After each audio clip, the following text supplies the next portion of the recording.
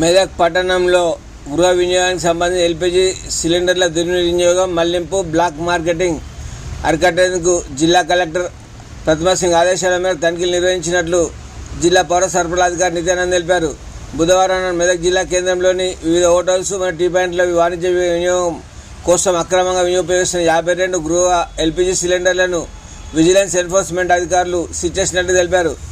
Civil supplies అధికారులు మరియు తహసీల్దార్లు సభ్యులుగా 3 ప్రత్యేక బృందాలుగా విస్తృత తనిఖీలు నిర్వహించి 52 గృహ ఎల్పీజీ సిలిండర్లు స్వాధీనం చేసుకున్నట్లు తెలిపారు.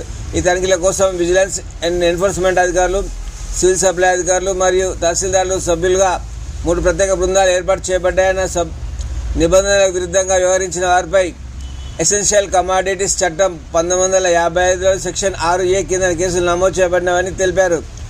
తదుపరి చట్టపరమైన చర్యలు తీసుకుంటామని జిల్లా సివిల్ సప్లై అధికారి నిత్యానంద్ తెలిపారు.